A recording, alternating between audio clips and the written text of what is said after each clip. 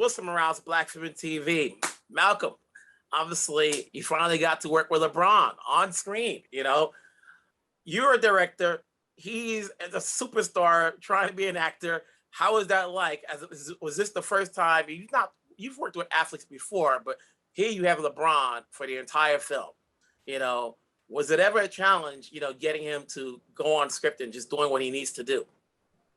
Not really. I mean, like any actor, you're gonna have, you got to find that trust level, right? That you have with an actor to deliver a line or remind them of intention or what have you. LeBron is very open. He loves to be directed. He was always knew his lines. Took it very, very seriously. So having that trust was vital, and we were able to get to some great emotional depth at some points too. So it was very important. He was great. Mm-hmm. Now this is very tech driven. How was that for you putting this film together, animated with all the stuff going around, adding in human characters with cartoon characters, that hybrid?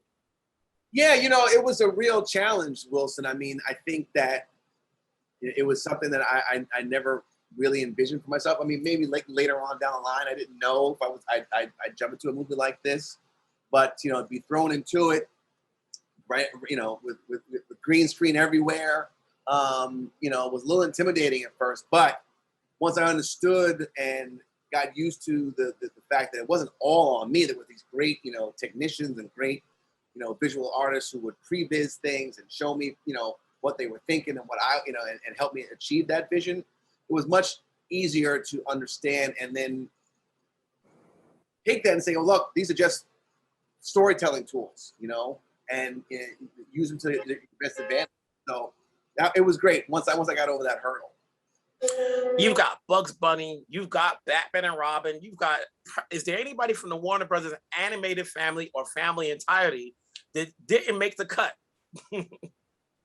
Well, I mean, there were some things that were just too expensive, they wouldn't lend themselves without a pretty penny. So, but that was okay. We had plenty to choose from, and there was no kind of dearth of imagination and characters at our disposal. So it was perfect. Mm. And then, your lead kid is Cedric Joe. He's a newcomer that we're all going to find out about. He's going to blow up. What was it like directing him as his first big film? Cedric Joe is a great young talent. I mean, this kid's smile is amazing. He's very grounded. He comes from a great family. I really enjoyed working with him. He's very respectful, and also has a great future ahead of him. If he keeps his head on straight and his feet on the ground, he's going to be amazing. I know he's playing Emmett Till soon, or it's going to be seen very soon. And he's just an amazing talent that I think is a long career ahead of him. You're a basketball fan. You're also a father. Do any of your kids play with video games? Were you ever like that in terms of leave the game alone, let's play the sport, concentrate, and all of that stuff? Oh, yeah. I mean, listen, my dad, when I was playing video games, back in the day, just like the Atari or whatever, or go to the arcade, he was like, okay, get out and do something. Go play, ball. I'd play ball with my brother.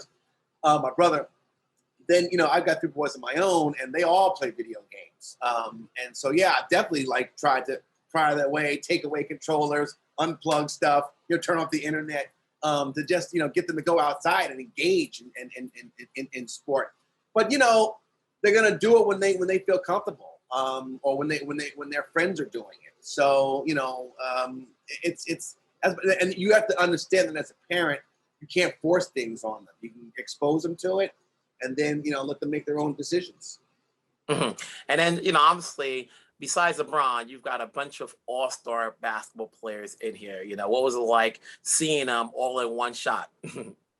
It's great. I mean, I think that it's like every athlete wants to act, and every actor wants to play sports, right? Like they want to see what they can do on the gridiron or the court, and so having them all there, and being excited about Space Jam, and working with them in the voiceover booth to like, you know, voice their characters, you know, and they loved how they look, you know, with, you know, their avatars. So it's really fantastic to get to work with this NBA and WNBA talent. Malcolm, it's always good talking to you. Obviously, hopefully we have another hit on your hands. We're going to see it in theaters, get people to see it, you know, encourage them out there to see it.